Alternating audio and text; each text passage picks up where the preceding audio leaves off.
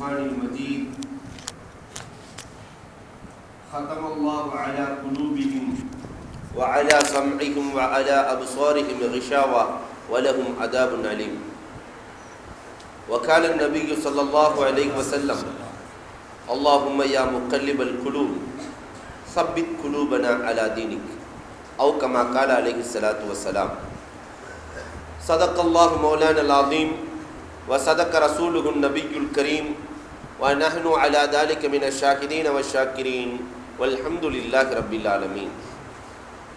புகழ் அனைத்தும் அல்லாஹ் ஜல்ல ஷானஹு தஆலாவிற்கே உரித்தாகுக.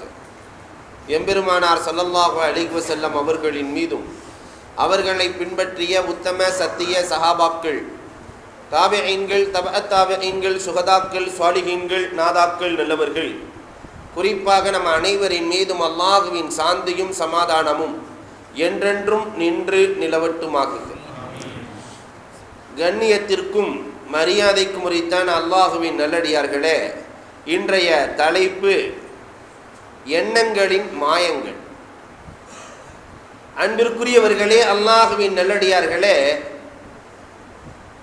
உள்ளம் என்பது ஒரு கோட்டை. இந்த உள்ளம் என்ற கோட்டையை கைப்பற்றுவதற்காக இரண்டு அணிகள் கடுமையாக போட்டி போடுகிறார்கள். ஒன்று மலக்குகளின் அணி, இன்னொன்று இப்லீஸின் அணி. இரண்டு பேர்களும் மாறி மாறி கொஞ்ச நேரம் உள்ளம் என்ற கோட்டையை இவர்கள் கையிலே வைத்திருக்கிறார்கள், கொஞ்ச நேரம் இப்லீஸின் படை மாற்றி வாங்குகிறது, கொஞ்ச நேரம் இங்கே வருகிறது. ஷேர் மார்க்கெட் மாதிரி தான் நம்முடைய வாழ்க்கை போய்கொண்டிருக்கிறது. நெற்றியிலே ஒரு மானிட்டரை வைத்து விட்டால் எந்த படை ஜெயித்திருக்கிறது என்பதை ஒவ்வொருவரும் பார்த்து தெரிந்து கொள்ளலாம். அன்பிற்குரியவர்களே, அல்லாஹுவின் நல்லடியார்களே, தன்பீகுல் முகுத்தர்ரீன் என்றொரு நூலிலே அழகாக எழுதுவார்கள். மலக்குகளினுடைய படைகளுக்கு என்று 300 சொச்சம் குணங்கள் இருக்கிறது. இப்லீஸின் படைகளுக்கு என்று 300 சொச்சம் குணங்கள் இருக்கிறது. இந்த 300ஐயும் சேர்த்து எழுதி காட்டுகிறார்கள். அதை சொன்னா ஒரு 4-5 வாரங்கள் பிடிக்கும். அதனால் 10 தன்மைகளை மட்டும் எடுத்து உங்களுக்கு நான் விளக்க ஆசைப்படுகிறேன். நாமே முடிவு செய்து கொள்ளலாம், நம்முடைய உள்ளம் என்ற கோட்டையை மலக்குகளின் படை கைப்பற்றி இருக்கிறதா, இப்லீஸின் படை கைப்பற்றி இருக்கிறதா, இப்பொழுது நம் உள்ளம் யாரின் கையில் இருக்கிறது என்பதை தெரிந்து கொள்வதற்காக தன்பீகுல் முகுத்தர்ரீனுடைய ஆசிரியர் அழகாக எடுத்து காட்டுகிறார்கள். கஸ்ரத்துல் இஸ்திகாலி இலல்லாஹ், கஸ்ரத்து தஸ்லீம் இலல்லாஹ். முதலாவதாக சொல்லுகிறார்கள், தன்னை அல்லாஹ்வின் பக்கம் ஒப்படைத்து விட்டார் மலக்குகளின் படை உள்ளத்தை கைப்பற்றி இருக்கிறது என்று பொருள். நானே என்னவோ முயற்சி செஞ்சு பார்த்தேன், எல்லாம் அல்லாஹ் பார்த்துக்குவான் அப்படின்னு விட்டுட்டேன்னு சொல்றமா இல்லையா? இப்ப அல்லாஹ்வினுடைய படை உள்ளத்தை பிடித்திருக்கிறது. எல்லாம் அல்லாஹ் பார்த்துக்குவான், அவனுடைய செயல் அவன் பார்த்து செய்யட்டும் என்று உள்ளத்திற்குள்ளே ஓடுகிற பொழுது இப்பொழுது இந்த உள்ளத்தை மலக்குகள் பிடித்திருக்கிறார்கள் என்று பொருள். நபியுனா தாவூத் அலைஹிஸ்ஸலாத்து வஸ்ஸலாம் அன்னவர்களுடைய வரலாறுகளை பார்க்கிறோம். தாவூத் அலைஹிஸ்ஸலாத்தினுடைய பிள்ளைகள் மொத்தம் 14 பேர்கள் இருந்தார்கள். அதிலே ஒரு குழந்தை தாவூத் அலைஹிஸ்ஸலாத்திற்கு வஃபாத்தாகி விட்டார்கள். தாவூத் அலைஹிஸ்ஸலாம் அல்லாஹ்விடத்திலே அழுது புலம்பிக் கொண்டிருக்கிறார்கள். யா அல்லாஹ், என்னுடைய புள்ள போயிட்டாரே என்று அழுது கொண்டிருக்கிறார்கள். உடனே ரப்புல் ஆலமீன் தாவூத் அலைஹிஸ்ஸலாத்தை பார்த்து கேட்கிறான், பிள்ளையை கொடுத்தவனும் நான் தானே, அதை எடுக்கிற உரிமை எனக்கு இருக்கிறது, பிறகு எதற்கு நீ கவலைப்படுகிறாய் என்று கேட்கிற பொழுது தாவூத் அலைஹிஸ்ஸலாத்து வஸ்ஸலாம் சொன்ன வார்த்தை என்ன தெரியுமா? யா அல்லாஹ், அவர் மௌத்தானதுக்காக நான் கவலைப்படல ரப்பே, நீ அமானிதத்தை கொடுத்தாய், அதை முறையாக உன்னிடத்தில் நான் ஒப்படைத்தேனா இல்லையா என்று எனக்கு தெரியவில்லை. அந்த கவலையிலே தான் நான் அழுது கொண்டிருக்கிறேன். அமானிதத்தை ஒருவர் கொடுக்கிற பொழுது அந்த அமானிதம் சிதையாமல் ஒப்படைக்க வேண்டும் அல்லவா?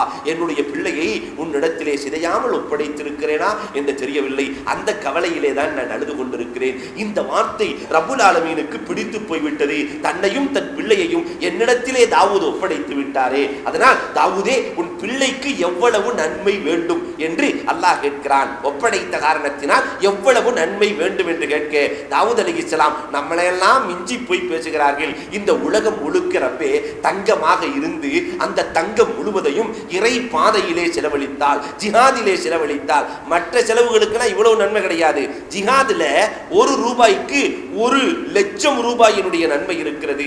யா அல்லாஹ், ஜிஹாதிலே இந்த தங்கம் உலகம் முழுக்க தங்கம் இருந்து அதை செலவழித்தால் என்ன நன்மையோ அந்த நன்மையை என் பிள்ளைக்கு நீ தர வேண்டும் என்று சொல்ல ரப்புல் ஆலமீன் நீ என்னிடத்திலே ஒப்படைத்த காரணத்தினால் நான் தருவதற்கு தயாராகிவிட்டேன். உன் பிள்ளைக்கு பூமி முழுவதும் தங்கத்தை இறை பாதையிலே செலவழித்தால் என்ன நன்மையோ அந்த நன்மை உண்டு என்றான் ரப்புல் ஆலமீன். அன்புக்குரியவர்களே, தன்னை ஒப்படைக்கிற பொழுது அல்லாஹ்வின் பக்கம் இங்கு மலக்குகளினுடைய படை வெற்றி பெற்று நிற்கிறார்கள். வரலாறுகளை நாம் பார்க்கிறோம். முஹம்மது இப்னு ஷகீக் ரஹ்மத்துல்லாஹி தஆலா அலைஹி, முஹம்மது இப்னு ஷகீக் ரஹ்மத்துல்லாஹி தஆலா அலைஹி அவர்களுடைய தாயார் மார்க்கெட்டிற்கு சென்று தர்பூசணி பழம் வாங்கி வர சொல்லுகிறார்கள். இவர்களும் சென்றார்கள். தர்பூசணி பழம் ஒன்று, அழகான பழம் ஒன்றை வாங்கி வந்து தாயாரின் கையிலே கொடுக்கிறார்கள். பார்த்த தாயார் கண்டபடி பேசுகிறார்கள்.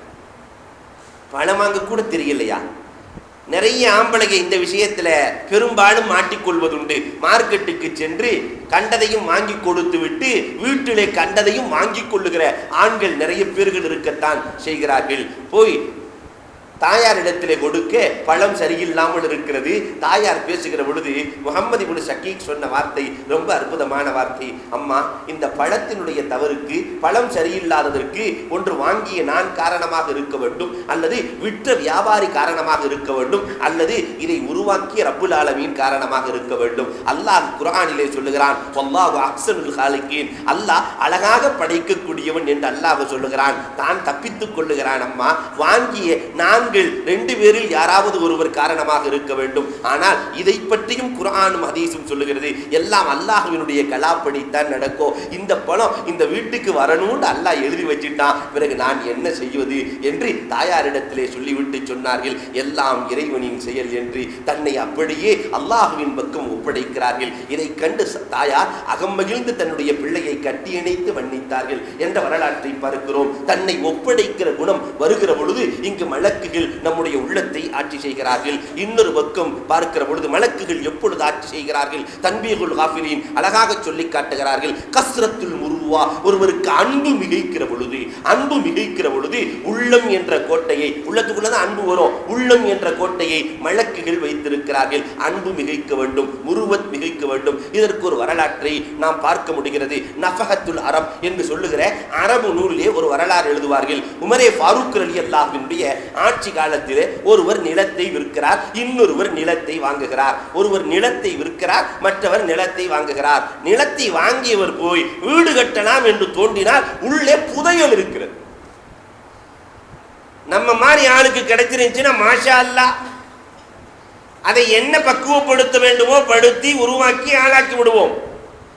அவர் உடனே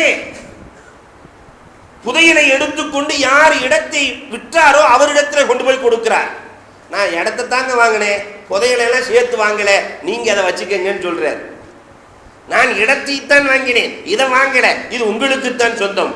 விற்றவர் சொல்லுகிறார், இல்லை இல்லை, இடம்னா இடத்துக்குள்ள இருக்கிற எல்லாம் சேர்ந்து தானே, அதனால உங்களுக்குத்தான் சொந்தம், எனக்கு சொந்தம் இல்லை என்று 2 பேர்களும் மறுக்கிறார்கள். இன்னைக்கு உலகத்தில் இது சாத்தியமாகுமா? இப்படி நடந்தால் அப்படி கொண்டு வந்து ஒருத்தர் முருவத்துப்படி நியாயப்படி கொடுத்துட்டாலும் அப்படியே அப்பா உன்னைய மாதிரி நல்ல ஆள் யாருமே கிடையாதுன்னு ஒரு 100 ரூபாயில முழுக்க போட்டுருவாரு, ஒரு டீயை கொடுத்து அனுப்பிச்சிருவான்.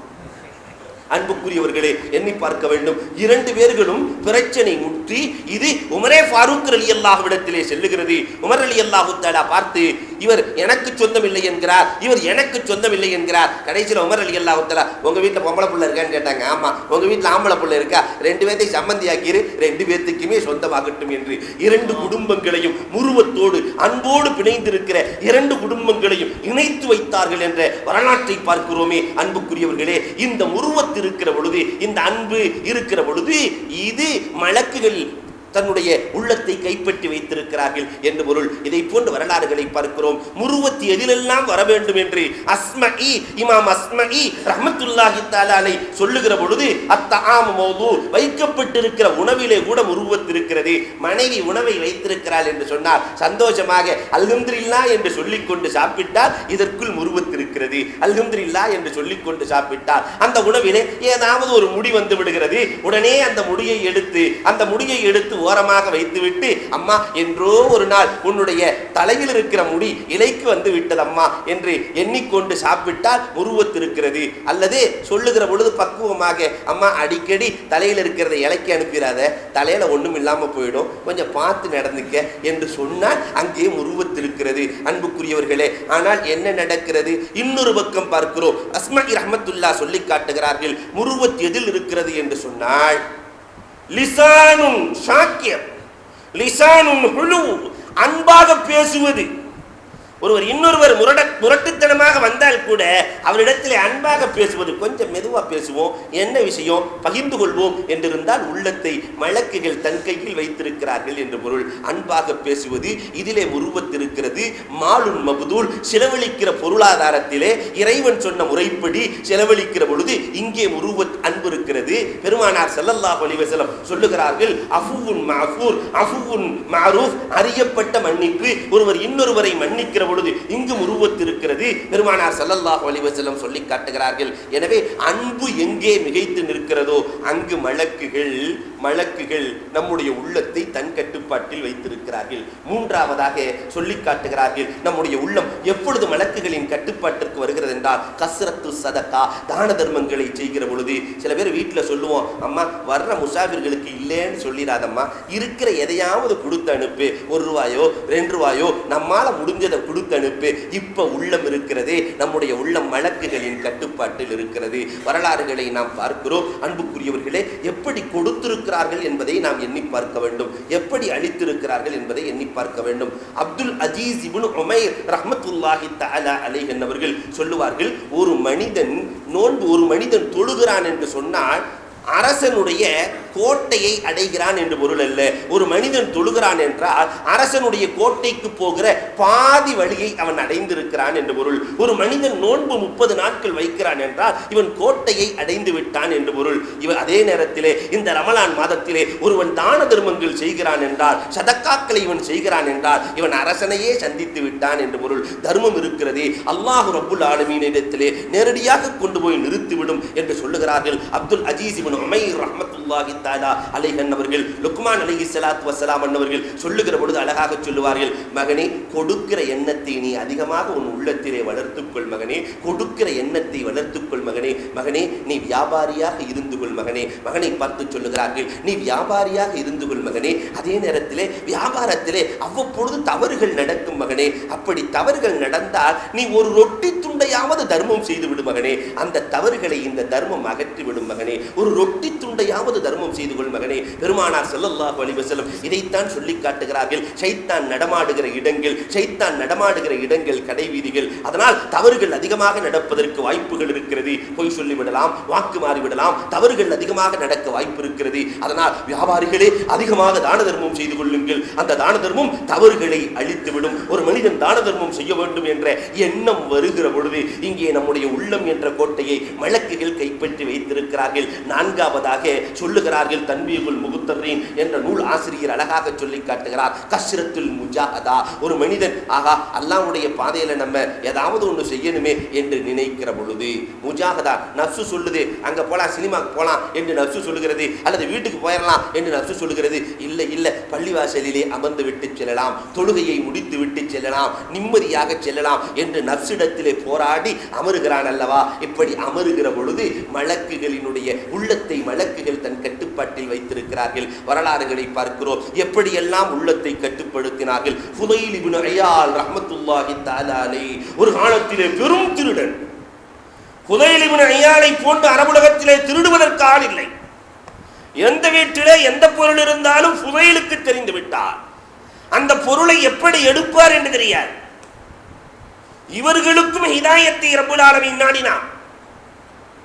ஒரு வீட்டினுடைய மேல் பகுதியிலே ஏறி அமர்ந்து திருடுவதற்காக இவர்கள் எண்ணிக்கொண்டிருக்கிற பொழுது ஒரு பெண்மணி உள்ள உணர்வோடு அக்கறையோடு ஓதிய வசனம் அலம் யானினில்லதீன அன் தக்ஷஅ குலூபுஹும் அன் திக்ரில்லாஹ். அல்லாஹ்வினுடைய பயம் உள்ளத்தில் ஏற்படவில்லையா? பார்க்கவே இல்லை, திருடனெல்லாம் பார்க்கல. இந்த அம்மா ஓதிட்டு இருக்கு யதார்த்தமாக. உள்ளம் பயந்து நடுங்கவில்லையா? அல்லாஹ்வினுடைய எண்ணம் வரவில்லையா என்ற அந்த சிந்தனை உள்ளே அந்த வசனம் போய் காதிலே விழுகிறது. அப்பொழுதே தௌபா செய்தார்கள்.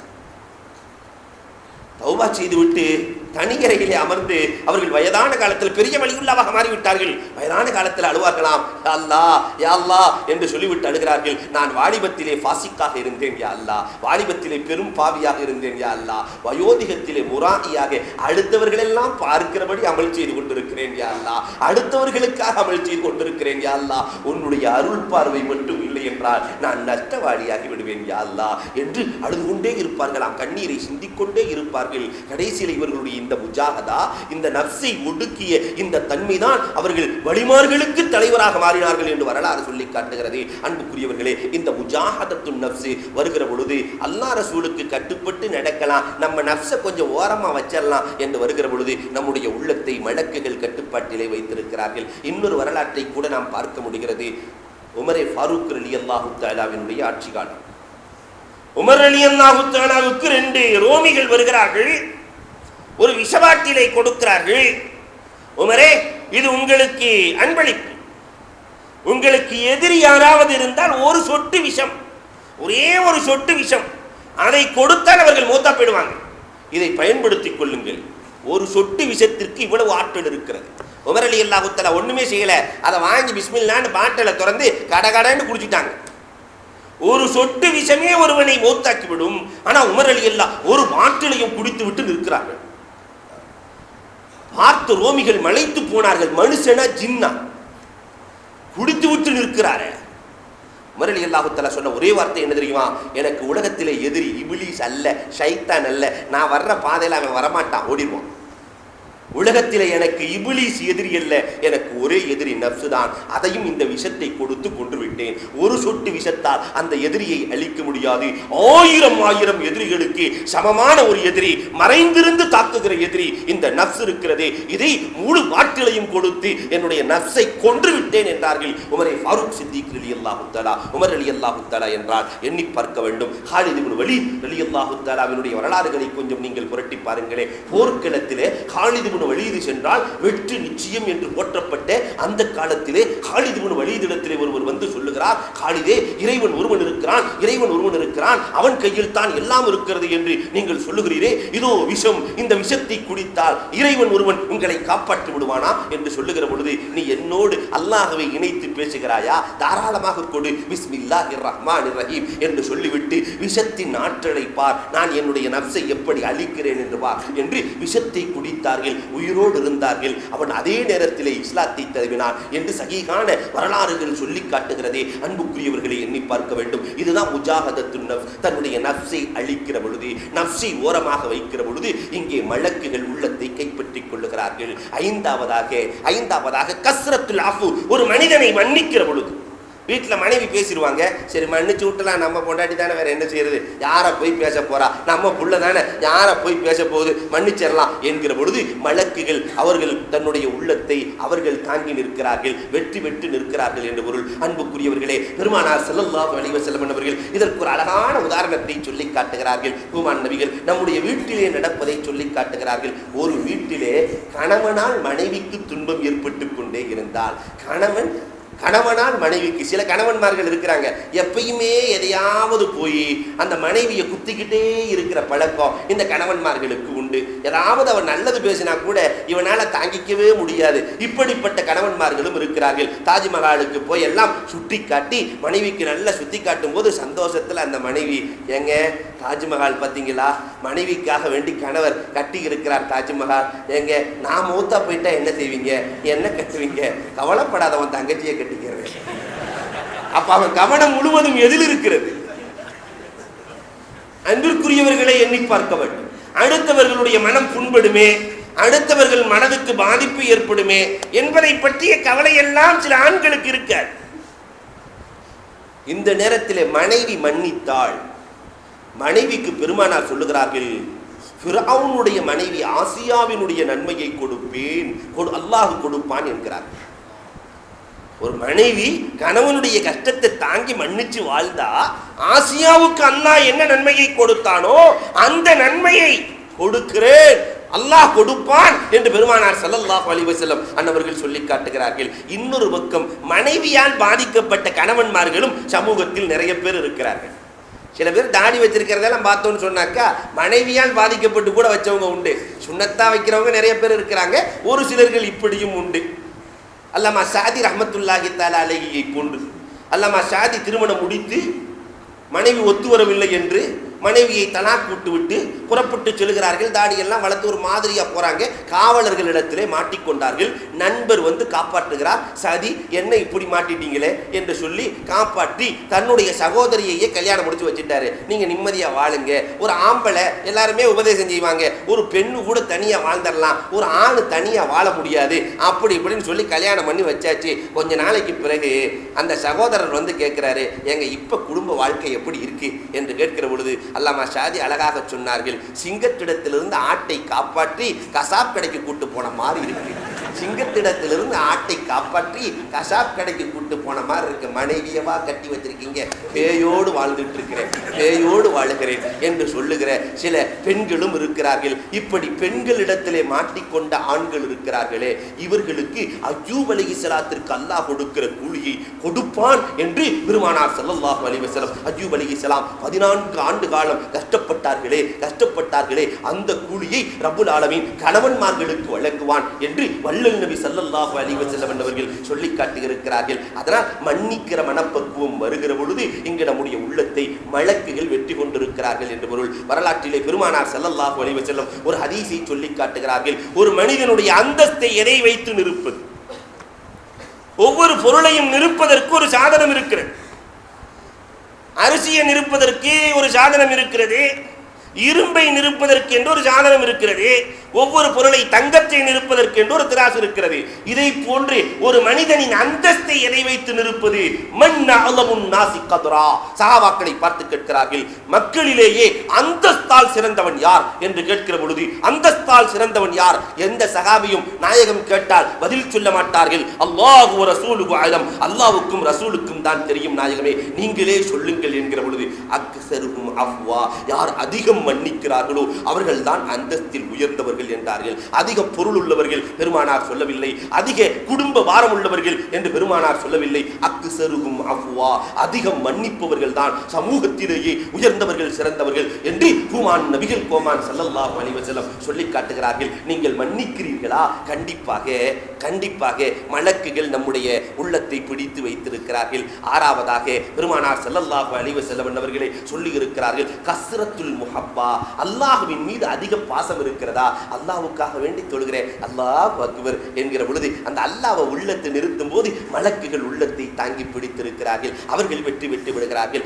அல்லாஹ்வின் மீது முஹப்பத்து வர வேண்டும். அன்புக்குரியவர்களே, வரலாறுகளை நீங்கள் நெடுகளாக பாருங்கள். அப்துல்லாஹே துல் பிஜாதைன் ரலியல்லாஹு தஆலா அவர்கள் எப்பொழுது பார்த்தாலும் அல்லாஹ் அல்லாஹ் அல்லாஹ் அல்லாஹ் என்று பள்ளியிலே பேசிக்கொண்டே இருப்பார்கள். இறை காதல் உள்ளவர் என்று பெருமானார் ஸல்லல்லாஹு அலைஹி வஸல்லம் இவர்களை பாராட்டுகிறார்கள். அல்லாஹ்வின் மீது காதல் கொண்டவர்கள். இப்படி காதல் இருக்கிறது என்றால் உள்ளத்தை பிடித்திருக்கிறார்கள். ஏழாவதாக பெருமானார் சொல்லுகிறார்கள், கஸ்ரத்துல் வசாயா, அதிகமாக ஒருவருக்கொருவர் உபதேசம் செய்து கொள்கிறார்கள். எங்க கொஞ்சம் உபதேசம் செய்கிறேன் கேளுங்களே என்று ஒருவர் சொல்லுகிறார், இன்னொருவர் கேட்கிறார். இரண்டு பேரும் மாறி மாறி பெற்றவர் குழந்தைக்கு சொல்லுகிறார், அந்த குழந்தைகளும் கேட்டுக்கொள்கிறார்கள். இந்த நேரத்தில் நல்லதை ஏவுகிறார், தீமையை தடுக்கிறார். இந்த நேரத்தில் மலக்குகள் உள்ளத்தை கைப்பற்றி பிடித்திருக்கிறார்கள். ஹுமான் நபிகள் கோமான் ஸல்லல்லாஹு அலைஹி வஸல்லம் அவர்கள் சொல்லி காட்டுகிறார்கள். இதற்கு நிறைய உதாரணங்கள் உண்டு. ஒருவர் வந்து கேட்கிறார், முஹம்மது இப்னு வாஸி ரஹ்மத்துல்லாஹி தஆலா இடத்தில் கேட்கிறார், அவுசினி எனக்கு ஏதாவது உபதேசம் செய்யுங்களே என்று கேட்கிற பொழுது, குன் மாலிகன் ஃபித் துன்யா வல் ஆகிரா, நீ இந்த உலகத்திலும் மறு உலகத்திலும் அரசனாக இருந்து கொள் என்றார்கள்.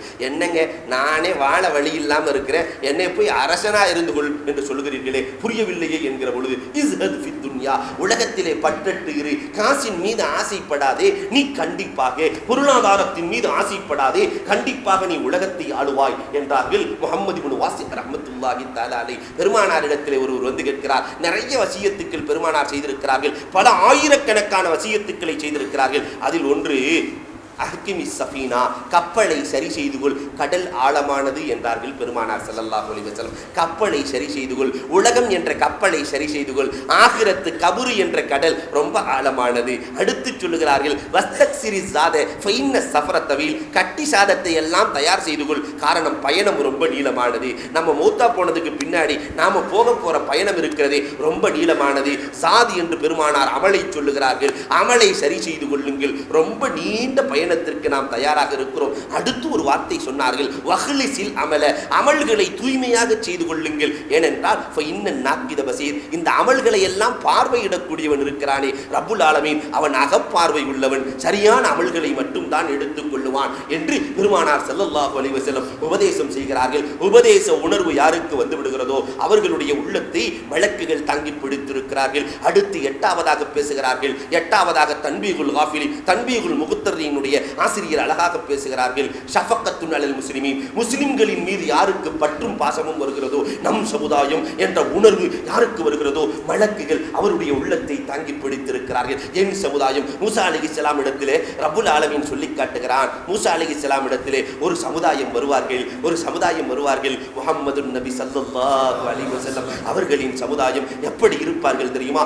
எங்கோ ஒருவருக்கு முள் தைத்து விட்டால் கடைக்கோடியில் இருப்பவன் அதற்காக கவலைப்படுவான். இப்படி ஒரு சமுதாயம் வருவார்கள் என்று பெருமானாரை பற்றி சிலாகித்து ரப்புல் ஆலமீன் மூசா அலைஹிஸ்ஸலாம் இடத்திலே சொல்லுகிறான். காஷ்மீரிலே ஒருவருக்கு கண்ணீர் என்றால் கன்னியாகுமரியிலே இருப்பவர் கண்ணீர் சிந்த வேண்டும், அவருக்காக இவர் கண்ணீர் சிந்த வேண்டும். பெருமானாரின் காலத்தில் இது நிறைய நடக்கிறது. அபூ லுபாபா ரலியல்லாஹு தஆலா தன்னை பள்ளிவாசலில் கட்டிக் கொள்ளுகிறார்கள். ஒரு தவறுக்காக வேண்டி தன்னை கட்டிக் கொள்ளுகிறார்கள். தோழர்கள் எல்லாம் அழுது அழுது துஆ செய்தார்கள் என்ற வரலாற்றை பார்க்கிறோம். இதுதான் சபக்கத். இந்த அன்பு, சமுதாயத்தின் மீது அன்பு வந்தால் வழக்குகள் பிடித்திருக்கிறார்கள். ஹுமான் நபிகள் கோமானுக்கு ஜிப்ரீல் அலைஹிஸ்ஸலாம் ஒரு நாள் வந்து சொன்னது என்ன தெரியுமா? நபிகள் பெருமானார் நிழலிலே இருக்கிறார்கள், சஹாபாக்கள் வெயிலிலே நின்று கொண்டிருக்கிறார்கள். பெருமானார் இதை பார்க்கவில்லை. உடனே ஜிப்ரீல் அலைஹிஸ்ஸலாம் இறங்கி விட்டார்களே, நாயகமே நீங்கள் நிழலில் இருக்கிறீர்கள், உங்கள் தோழர்கள் எல்லாம் வெயிலில் இருக்கிறார்கள், நீங்களும் வெயிலில் சென்று நின்று கொள்ளுங்கள் நாயகமே, நீங்களும் வெயிலில் சென்று நின்று கொள்ளுங்கள் நாயகமே, உங்களுக்கு ஒரு நியதி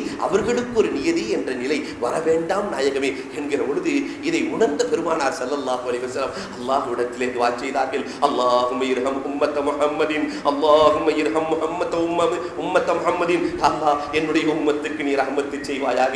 நான் உணராமல் இப்படி நின்று விட்டேன் யா அல்லாஹ், தெரியாமல் நின்று விட்டேன் யா அல்லாஹ் என்று ஹுமான் நபிகள் கோமான் ஸல்லல்லாஹு அலைஹி வஸல்லம் இந்த நிலை ஏற்பட்டால் வழக்குகள் பிடித்திருக்கிறார்கள் என்று பொருள். ஒன்பதாவதாக பெருமானார் ஸல்லல்லாஹு அலைஹி வஸல்லத்தினுடைய அன்பு தோழர் சொல்லி காட்டுகிறார்கள். அபூபக்கர் ரலியல்லாஹு தஆலா கஸ்ரத்துல் ஹுஸ்னி வல் ஹம், யாருக்கு அதிகமான கவலைகள் ஏற்படுகிறதோ, உள்ள கவலை யாரிடத்திலே அதிகமாக இருக்கிறதோ, நம்ம இப்படி செய்ய வேண்டும், மார்க்கத்திற்காக வேண்டி செய்ய வேண்டும் என்று மார்க்கத்தின் மீது பற்றும் கவலையும் இருக்கிறதோ, இங்கு மலக்குகள் உள்ளத்தை பிடித்திருக்கிறார்கள். நீங்கள் நிறைய வரலாறுகளை பார்க்க நேரிடலாம். மாலிக் இப்னு தீனார் ரஹ்மத்துல்லாஹி தஆலா அலைஹி மலை தொழுகை, மழையே இல்லை, மலை தொழுகைக்காக மாலிக் இப்னு தீனார் ரஹ்மத்துல்லாஹி தஆலா அலைஹி அவர்களை அழைக்கிற பொழுது அவர்கள் அழுது கொண்டே இருந்தார்களாம். புனிதர் என்று அழைத்து செல்லுகிற பொழுது அல்லாஹ்விடத்திலே அழுகிறார்கள், யா அல்லாஹ் என்னுடைய பாவத்தின் காரணமாக மழைக்கு பகரமாக கல்மாரி மழையை கொடுத்து விடாதே ரப்பே, கல்லால் எரிந்து கொள்ளுகிற மழையை கொடுத்து விடாதே, லூத் அலைஹிஸ்ஸலாத்தை அழிப்பதற்காக பயன்படுத்திய மழையை கொடுத்து விடாதே என்று கவலைப்படுகிறார்கள். இந்த கவலை தான் உருவாக்கத்தை ஏற்படுத்தும். அன்புக்குரியவர்களே, எண்ணி பார்க்க கடமைப்பட்டிருக்கிறோம். பத்தாவதாக தன்பீகுல் முகத்தரினிலே எழுதுகிறார்கள், ஒரு மனிதன் இப்ரத்தை பெறுகிற பொழுது கஸ்ரத்துல் இப்ரா, படிப்பினை பெறுகிற பொழுது ஒவ்வொரு பொருளையும் அல்லாஹ்வே சொல்லுகிறான், ஃபந்துரு ஆக்கிபத்துல் முக்கத்தமீன், அவர்களை பாருங்கள், இவர்களை பாருங்கள், ஆகா ஓஹோ என்று இருந்தவர்கள் எல்லாம் இன்றைக்கு அட்ரஸ் இல்லாமல் போய்விட்டார்கள், ஒன்றும் இல்லாதவர்கள் எல்லாம் இன்றைக்கு ஆகா ஓஹோ என்று ஆகிவிடுகிறார்கள். இந்த படிப்பினைகளை பாருங்கள், உலகம் முழுவதும் சுற்றி பாருங்கள், நீங்கள் படிப்பினையை பெற்று வாழுங்கள். அபூ ஹுரைரா ரலியல்லாஹு தஆலா ஒரு மரணத்தை பார்த்து விட்டால் உடனே போய் இவர்கள் மரணமாவதை போன்று அழுது கொண்டிருப்பார்களாம். அபூ ஹுரைரா ரலியல்லாஹு தன்னுடைய வீட்டிலே மரணம் நடந்ததை போன்று அழுது கொண்டிருப்பார்களாம். நானும் ஒரு நாள் இப்படித்தானே போவேன், என்னுடைய நிலை என்னாகுமோ தெரியவில்லையே என்று அழுவார்கள். ஆனால் இன்றைக்கு அந்த நிலை இருக்கிறதா? அந்த நிலை இருந்தால் மலக்குகளின் கட்டுப்பாட்டில் நம் உள்ளம் இருக்கிறது என்று பொருள். அப்படி இல்லாம அங்க ஜனாசாவோட போகும்போதே சிரிச்சு சிரிச்சு விளையாண்டுக்கிட்டே போகிற பொழுது இவர் எண்ணத்தை கொண்டு போனாரோ, இவர் எண்ணத்தை விட்டுட்டு போனாரு, 4 பேர் பேசிட்டு இருக்கிறது, இவர் பிள்ளைகளுக்கெல்லாம் எழுதி வச்சுட்டு போனாரா, எழுதி வைக்கிட்டு போகலையா என்று பேசுவது. அவன் பாவம் கஷ்டப்பட்டு சம்பாதிச்சு வச்சிருப்பான், இவனுக்கு குடைச்சல் ஆரம்பிச்சிடும். அவன் அதை செஞ்சானா இதை செஞ்சானா என்று எண்ணுகிற சூழல் வந்துவிடக்கூடாது. நாமும் ஒரு நாள் மரணமாகுவோம் என்ற இபரத் இருக்குமேயானால் மலக்குகள் நம் உள்ளத்தை பிடித்திருக்கிறார்கள் என்று பொருள். இதை போன்று இன்னொரு பத்தையும் தன்வீகுல் முகத்தரினிலே சொல்லி காட்டுகிறார்கள். எப்பொழுது இப்லீஸ் நம்முடைய உள்ளத்தை பிடித்திருக்கிறார், மலக்குகள் பிடித்ததை போன்றே இப்லீஸும் பிடிப்பான். எப்பொழுது பிடிக்கிறான் என்றால் அதற்கு ஒரு 10 காரணங்களை எழுதுவார்கள். 300க்கும் மேற்பட்ட காரணங்கள் இருக்கிறது. உதாரணத்திற்கு ஒரு 10. ஒரு மனிதனுக்கு ஆசையும் கோபமும் வருகிற பொழுது அங்கே நம்முடைய உள்ளத்தை இப்லீஸ் பிடிச்சிருக்கிறான்னு பொருள். பாபா இப்லீஸ் கையில் இருக்கிறாருன்னு அர்த்தம். ஒரு மனிதனுக்கு ஆசை வருகிற பொழுது, அதுவும் குறிப்பாக இளைஞர்கள் அழகாக சொல்லுவார்கள், நதுரத்துன். ஒரு பெண்ணை ஒரு சின்ன பார்வை தான் பார்ப்பான். நதுரத்துன் பார்த்ததோடு நிற்க மாட்டான். அந்த புள்ள முகம் சரியா தெரியாட்டி பின்னாடி போய் எப்படியாவது பார்த்துட்டு வந்தா தான் அவனுக்கு நிம்மதி. இப்ப இப்லீஸ் கூட இருக்கிறாருன்னு பொருள். நதுரத்துன் ஃபபுத்தி சாபுன். அந்த ஒரு பார்வை தான் புன்னகையாக மாறும். ஃபபுத்தி சாபுன் சும்ம கலாமுன். அந்த புன்னகை தான் பேச்சாக மாறும். பேச்சு தான் சந்திப்பாக மாறும். சந்திப்பு தான் தவறாக மாறும். என்ன அழகாக சொல்லி காட்டுகிறார்கள்.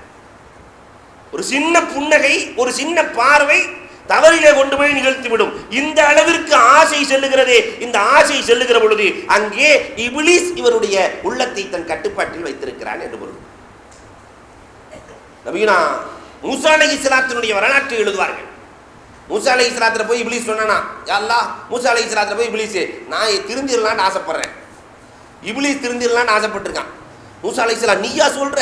நானே தான் சொல்றேன், திருந்திரலான்னு ஆசைப்படுறேன். அப்படியா? அல்லாஹ் அர்ஹமுர் ரஹீமீனாச்சே, நான் வேண்டாம் சப்போர்ட் பண்ணட்டுமா? சரி, நீங்க போய் சப்போர்ட் பண்ணுங்க. அல்லாட்ட போய் சொன்னோன்னே அவன் தான் கியாமத்து நாள் வரைக்கும் லானத்துல்லாவாச்சே, அவன் எப்படி திருந்துவான்? இல்லை இல்லை, அல்லாஹ் சொல்லிட்டான். யா அல்லாஹ், மூசா அலைஹிஸ்ஸலாம் சொல்றாங்க, அந்த இப்லீஸே சொல்லிட்டான், யா அல்லாஹ் நான் திருந்திடுறேன்னு சொல்லிட்டான். அப்படியா?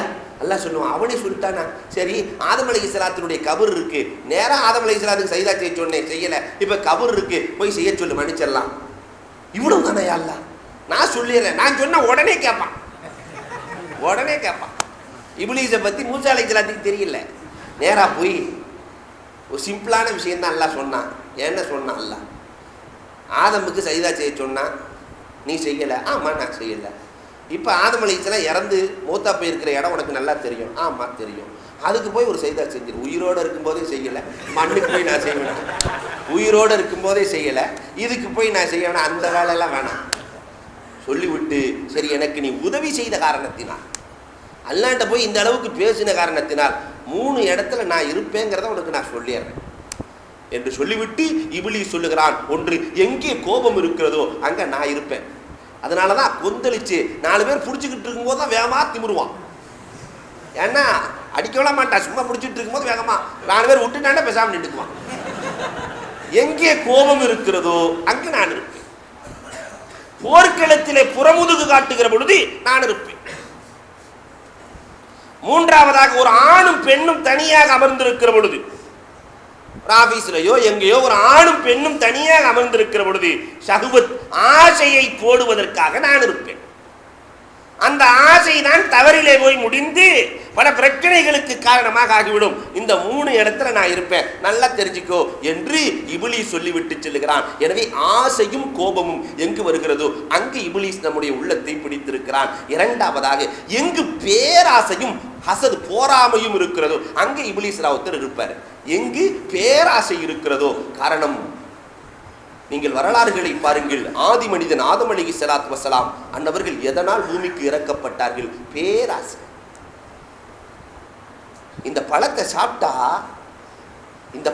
சாப்பிட்டா நீங்க மௌத்தே ஆக மாட்டீங்க, சொர்க்கத்திலேயே நிரந்தரமா இருந்துடலாம் என்று சொன்ன உடனே வந்துட்டாங்க. பொம்பளைகளுக்கு சொல்லிட்டா கேட்டுக்குவாங்களா இல்லையா? எதை சொன்னாலும் கேட்பாங்க நம்ம பொண்ணுங்க. அது மாதிரி ஹவ்வா அலைஹிஸ்ஸலாத்துல போய் சொல்லிட்டான். நேராக ஆதம் அலைஹிஸ்ஸலாம் சொல்லலை, ஹவ்வா அலைஹிஸ்ஸலாத்துல சொன்ன உடனே நேராக ஹவ்வா அலைஹிஸ்ஸலாம் தலையணை மந்திரம் போட ஆரம்பிச்சிட்டாங்க. எங்க இந்த பழம் ஒன்று தானே, சாப்பிட்டு பார்த்துடலாமே என்று சாப்பிட்டு கடைசியிலே இந்த ஹிர்ஸ் பேராசை தான் இவர்கள் பூமியில் இறங்குவதற்கு காரணமாக இருந்தது. இப்லீசுக்கு இருந்தது ஹசது, போராமை.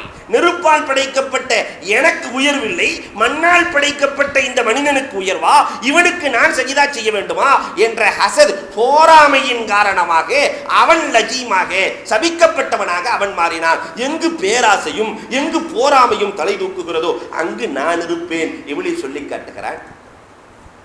நூஹ் அலைஹிஸ்ஸலாத்து வஸ்ஸலாம் அன்னவர்களுடைய வெள்ளப்பிரளயம் 80 பேர் தான் இஸ்லாத்தை ஏற்றார்கள். மற்ற யாருமே இஸ்லாத்தை ஏற்கவில்லை. 80 பேர் தான் ஏத்தாரு. எல்லாத்தையும் ஏற்றிட்டாங்க. கப்பல் புறப்பட்டுச்சு. உள்ள பார்த்தா இப்லீஸ் உட்கார்ந்துருக்கிறான். உனக்கு நான் அனுமதி கொடுக்கவில்லையே, எப்படி வந்தாய்? நான் உள்ள வந்துட்டேன், ஏதோ தெரியாமல் வந்துட்டேன், இறங்கு. கப்பல் போயிட்டு இருக்குது, பாதி வழியில் எங்கே இறங்குறது, அந்த வேலையெல்லாம் வேணாம். ஆனால் உனக்கு 5 விஷயத்தை நான் சொல்லித்தர்றேன். 5 விஷயத்தை, ஆனால் 5ல் 3 சொல்லுவேன், 2 சொல்ல மாட்டேன். 3 சொல்லுவேன், 2 சொல்ல மாட்டேன். ஒன்று அல்லாஹ் தஆலா சொல்கிறான், அந்த 3 அவர் சொல்ல வேணாம், 2 மட்டும் சொல்லு. அதுலேயும் அவன் பெரிய ஹிக்மத்துக்காரன். அந்த 2 மட்டும் சொல்லு.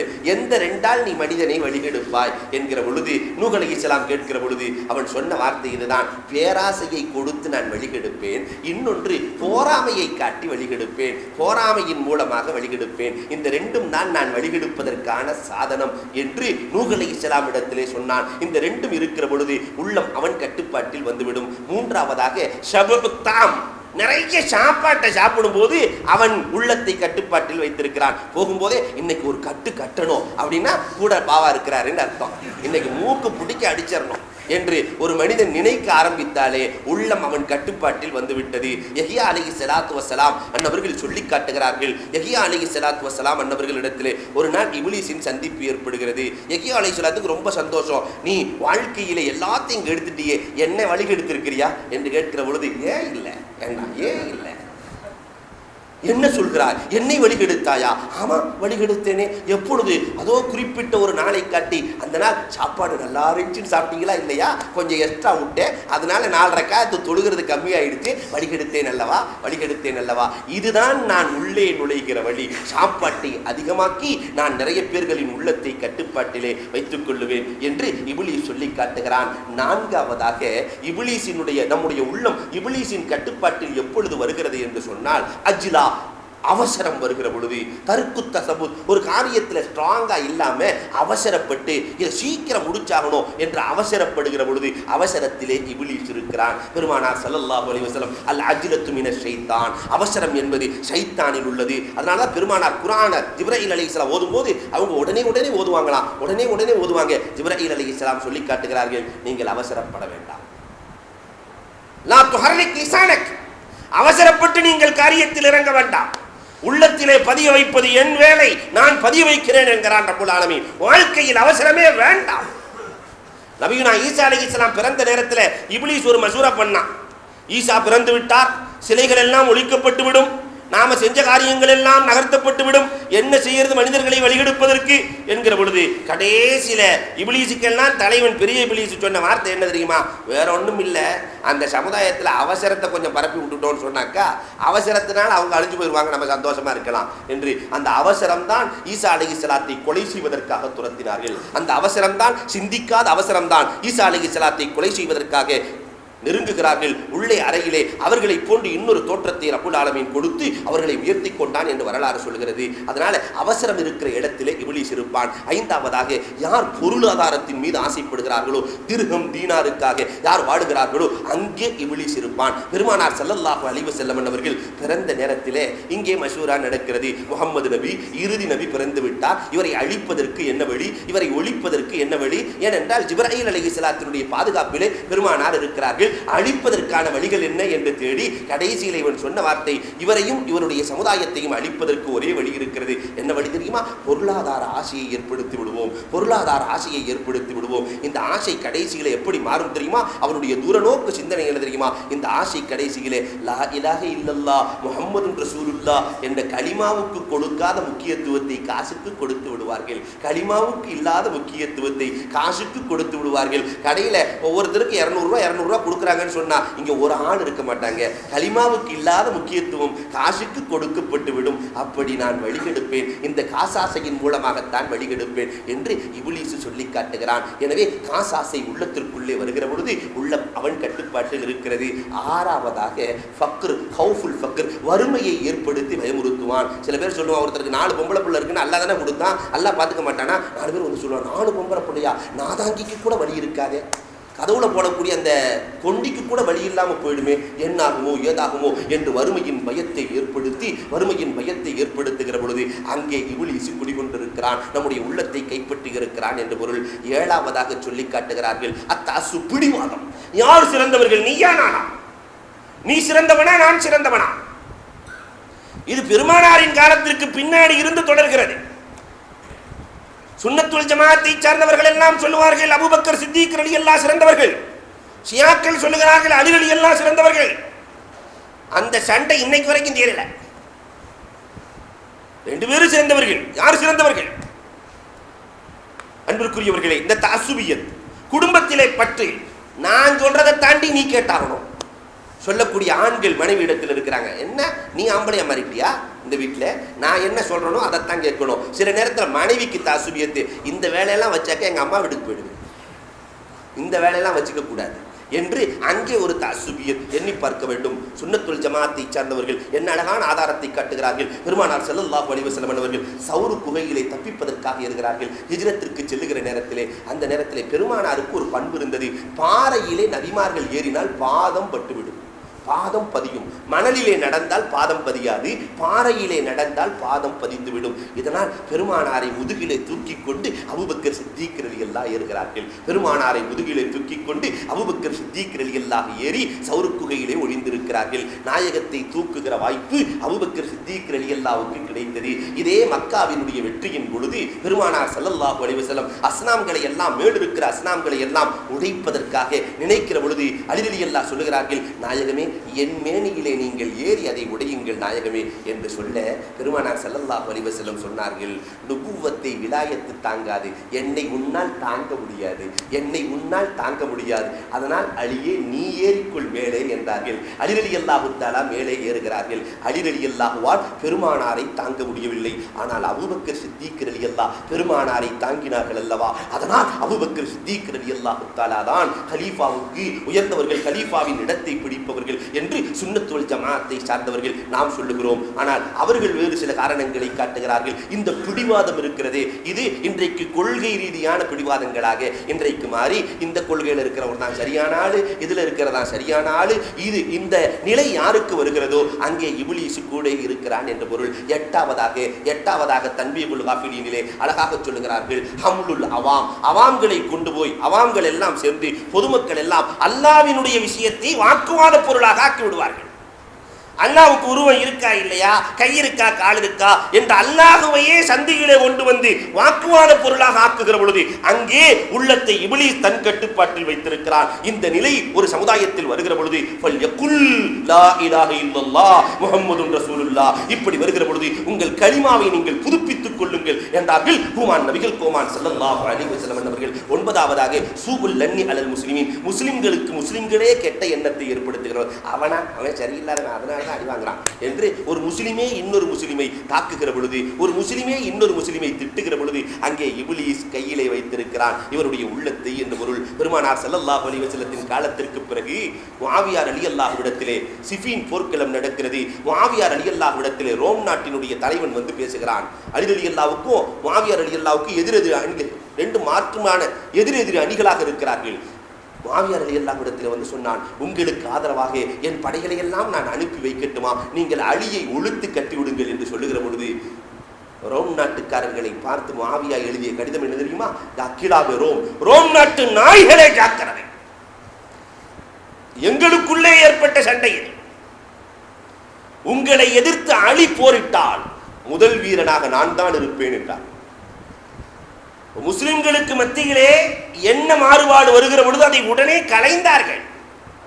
ஆனா இன்னைக்கு இருக்கிற சூழ்நிலையில அவனை பத்தி வந்துட்டுனாக்க இன்னொருத்த வந்து சொல்லி கொடுப்பான், அவன் சரிதான், அடி வாங்குறதுக்கு கரெக்டு தான், அப்படின்னு இவன் சொல்லி கொடுத்தோன்னு என்ன கொஞ்சம் சேர்ந்து எரிக்குவான். அதனால இந்த நேரத்திலே இப்லீஸ் உள்ளத்தை வைத்திருக்கிறான். கடைசியாக சொன்னார்கள், தகப்பூர், பெருமை எங்கு வாழுகிறதோ, எங்கு பெருமை இருக்கிறதோ, நான் தான் என்று எவன் பெருமை அடிக்கிறானோ அங்கு நான் இருப்பேன் என்கிறான் இப்லீஸ். அங்கு நான் இருப்பேன் என்கிறான். மூசா அலைஹிஸ்ஸலாம் எவ்வளவு உயர்ந்த ரசூல், கலீமுல்லா. அந்த நான் என்ற ஒரு வார்த்தை சொன்னதற்காக அல்லாஹ் ஜல்ல ஷானஹு தஆலா பொரித்த மீன் உன்னை விட சிறந்ததுன்ட்டான். பொரித்த மீன் சிறந்ததுன்ட்டான். சபையிலே இருக்கிற பொழுது மூசா அலைஹிஸ்ஸலாத்து வஸலாம் அவர்கள் அமர்ந்திருக்கிற பொழுது எல்லோரும் கேட்டாங்க, இந்த காலத்தில் சிறந்தவங்க யாருன்னு கேட்டாங்க. மூசா அலைஹிஸ்ஸலாம் என்ன சொல்லியிருக்கணும்?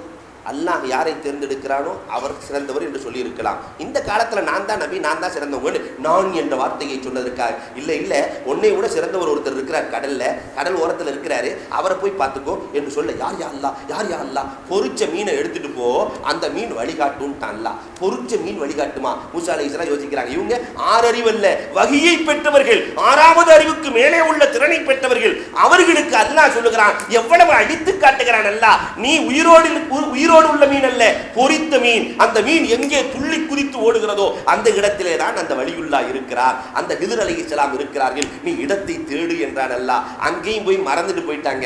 அந்த இடத்துல மீன் துள்ளி குதிச்சு ஓடிச்சு, மறந்துட்டு போய் திருப்பி வந்து நீண்ட வரலாறு. அல்லாஹ் ஜல்ல ஷானஹு தஆலா நான் என்று சொன்னதற்காக எப்படியெல்லாம் பழி வாங்கினான் என்ற வரலாற்றை பார்க்கிறோம். எனவே நான் என்று சொன்னால் அங்கே நம்முடைய உள்ளத்தை இப்லீஸ் கையிலே வைத்திருக்கிறான். இந்த உள்ளங்கள் செய்கிற மாயங்களை பார்த்தீர்களா? நம்முடைய எண்ணங்கள் மறைந்து மாறி வருகிறது. அதனால் ஒரு பக்கம் மலக்குகளிடத்தில் இருக்கிறது, இன்னொரு பக்கம் பார்த்தால் இப்லீஸ் இடத்தில் இருக்கிறது. எனவே இதை நாம் உணர்ந்து எந்த சூழ்நிலையில் மலக்குகளிடத்தில் நம் உள்ளத்தை ஒப்படைக்க வேண்டுமோ அந்த நிலையை ஏற்படுத்துவதற்கு வல்லோன் அல்லாஹ் வாய்ப்புகள் நல்குவானாக. வாஹிரு தாவா அனில் ஹம்துலில்லாஹி ரப்பில் ஆலமீன். இன்றைய மசாயில் ஒழு சம்பந்தப்பட்ட மசாயில். ஹனஃபி மத்ஹபில் ஒழு இருக்கிறதே மிக முக்கியமான ஒன்று. ஒழுவினுடைய விஷயத்தில் இன்றைக்கி நம்ம பாராமுகமாக இருக்கிறோம். சும்மா சொட்டையை விட்டுட்டு அவசரமாக கழுவிட்டு வந்துடுற பழக்கம் எல்லாம் இருக்கிறது. முறையாக ஒழுவை நாம் செய்ய வேண்டும். அதில் இந்த இன்ஜெக்ஷன்லாம் போடுற பழக்கம் இருக்கும். ஒழு செஞ்சுட்டு ஒருத்தர் இன்ஜெக்ஷன் போட்டார், அந்த ரத்தம் உள்ளே அந்த நீடில் உள்ளே போயிட்டு மீண்டும் நம்முடைய உடலுக்குள்ளே போனால் ஒழு முடிஞ்சு விடும். வெளியே வரல, நீடில் வழியாக இன்ஜெக்ஷன் போடும்போது அந்த ரத்தம் வெளியே வந்துட்டு உள்ளே போயிருச்சுன்னு சொன்னால் ஒழு முறிந்து போய்விடும். ஹனஃபி மத்ஹபில் இதை போன்று ரத்தம் வெளியே இருக்கிறது, ஆடையிலே பட்டு அந்த ரத்தம் மேலே வந்துருச்சுன்னு சொன்னா இங்க ஒழு முறிந்து விடும், மீண்டும் ஒழு செய்து ஆக வேண்டும். மூன்றாவதாக ஒரு மசாயில் நாம் தெரிந்து கொள்ள வேண்டும். ஒழு சம்பந்தப்பட்ட மசாயில் குர்ஆனை தொடுவதற்காக இன்றைக்கு நிறைய இடங்கள்ல பார்க்கலாம். குர்ஆனை தொடுவதற்காக கண்டிப்பாக ஒழு வேண்டும். குர்ஆனினுடைய ஒரு வசனத்தை தொடரதா இருந்தாலும் ஒழு வேண்டும். அப்ப தர்ஜுமத்துல் குர்ஆனை தொடலாம். அரபி எழுத்துக்களை விட மாற்று மொழி எழுத்துக்கள் அதிகமாக இருந்தால் தொடலாம். ஆனால் அந்த அரபி எழுத்துக்களை தொடக்கூடாது. தர்ஜுமத்துல் குர்ஆனை எடுக்கலாம், அந்த தமிழை தொடலாம், ஆங்கிலத்தை தொடலாம், மலையாளத்தை தொடலாம். ஆனால் அதிலேயே கட்டங்கட்டி ஒரு அரபி இருக்கும், அந்த அரபியை தொடக்கூடாது ஒழு இல்லாமல். அதை போன்று இந்த பத்திரிகைகளில் குர்ஆனினுடைய வசனங்களை போடுறது இதெல்லாம் நிறைய இருக்கிறது. அப்படி போடப்பட்டிருந்தாலும் அதை போன்று வேறு மாத புத்தகங்களிலே போடப்பட்டிருந்தாலும் ஒழு இல்லாமல் அதை தொடக்கூடாது, அந்த வசனங்களை தொடக்கூடாது. எந்த சூரத்தில் இருந்தாலும் அந்த வசனங்களை தொடுவதற்கு அனுமதி இல்லை. நான்காவது ஒரு மசாயில் நாம் தெரிந்தாக வேண்டும். மஅதூர், சிலர்களுக்கு எப்பொழுதுமே காத்து பிரிக்கிற நோய் இருக்கும். ஒரு வக்து முழுவதும், இப்போ அசர்லேருந்து மகரிப் வரைக்கும் தொடர்ந்து இதே நிலைகள் நடந்துக்கிட்டே இருக்குது. அல்லது ஒருத்தருக்கு சல்சு போல், சில வயதானவர்களுக்கு அந்த சிறுநீர் பிரிந்து கொண்டே இருக்கும். இந்த நிலையெல்லாம் இருந்தால் இவர்களுக்கு தனிச்சட்டம் இருக்கிறது. என்ன சட்டம்னு சொன்னால், ஒவ்வொரு நேரத்துக்கும் ஒழு செய்யணும். ஒழு செஞ்சு எந்த தொழுகை வேணாலும் தொழுகலாம், ஒவ்வொரு நேரத்துக்கும் ஒழு செய்யணும். அந்த ஒழுவினுடைய வேல்யூ எவ்வளோன்னா அடுத்த வக்து வரைக்கும். மகரிபு நேரம் வச்சுன்னா மகரிபுக்குன்னு ஒரு ஒழு செஞ்சுக்கிறணும், அதுலேருந்து இஷா வரைக்கும் தொழுதுக்கலாம். இஷாவுக்கு ஒழு செய்தாக வேண்டும், அதுலேருந்து சுபு வரைக்கும் தொழுதுக்கலாம். ஒவ்வொரு வக்துக்கும் ஒரு ஒழு செய்தாக வேண்டும். இது அவர்களின் நிலை. ஒருத்தருக்கு கடுமையான காயமாக இருக்குது, கையெல்லாம் காயமாக இருக்குது, ஒழு செய்ய முடியாது என்றால் தண்ணியை தொட்டு மேலே தடவணும். அதுவும் முடியலையா, கஷ்டமாக இருக்கிறதா, அஃபு மன்னிப்பு இருக்கிறது. அவர் அதுக்குன்னு சிரமம் எடுத்துக்கொள்ள தேவையில்லை. அதனால் பள்ளிவாசலுக்கே வராமல் நிறைய பேர்கள்லாம் இருக்கிற பழக்கம் இருக்கிறது. அதனால் அது கூட சிரமம் எடுக்க தேவையில்லை. ஒருத்தர் பட்டி போட்டிருக்கிறாரு, கை உடஞ்சி பட்டி போட்டிருக்கிறாரு, ஒழு செய்ய வேண்டும், மேலே தண்ணியை தொட்டு தடவுனா போதும். தண்ணியை தொட்டு தடவிட்டு தொழுக வந்துட்டாரு, அந்த பட்டி கலண்டு கீழே விழுந்துருச்சு, இன்னொரு பட்டி போடுறாரு, இப்போ மீண்டும் அந்த மசகையை மீட்ட வேண்டுமா என்றால் தேவையில்லை. நெகப்பாலிஷ் போடுறவங்கெல்லாம் கொஞ்சம் உஷாராக இருக்க வேண்டும். மார்க்கம் நெகப்பாலிஷை அறவே தடுக்கிறது. தண்ணீர் போவதை தடுக்கிற காரணத்தினால் ஒளி செய்து தொழுதால் அந்த தொழுகை கூடாது. இந்த விஷயத்தில் நம்ம கொஞ்சம் ஜாக்கிரதையாக இருக்க வேண்டும். சிலர் ஒளி செஞ்சுட்டு மேலே வானத்தை பார்த்து ஓதுற பழக்கம் எல்லாம் இருக்கிறது. வானத்தை பார்த்துட்டு தண்ணியை ஊற்றிட்டு ஏதோ ஓதுவாங்க, அந்த பழக்கம் எல்லாம் இருக்கிறது. அது கூடாது. ஒளி செய்ததற்கு பிறகு துவாக்கள் இருக்கிறது, அந்த துவாவை ஓதினால் போதும். இதை போன்று இந்த ஒழுவினுடைய விஷயங்களில் ஃப்ளைட்டில் போகிறாங்க, ஒளி செய்வதற்கு தண்ணீர் இல்லை, தயமம் செய்வதற்கு மண் இல்லை, என்ன செய்வது? இது நிறைய விமானத்தில் செல்லக்கூடியவர்களுக்கு இந்த இக்கட்டான சூழ்நிலை ஏற்படுகிறது. தொழுவதை போன்று ஹனஃபி மதுஹபிலே நடிக்க வேண்டும், தொழுவதை போன்று நடிக்க வேண்டும். அதற்கு பிறகு இங்கு வந்து கலாச் செய்து கொள்ள வேண்டும். இதுதான் நம்முடைய மதுஹபினுடைய சட்டம். கேட்டதின்படி அமல் செய்கிற தௌஃபீக்கை வல்லோன் அல்லாஹ் நம் அனைவருக்கும் வழங்குவானாக. வாஹிரு தஅவா அனில் ஹம்துலில்லாஹி ரப்பில் ஆலமீன்.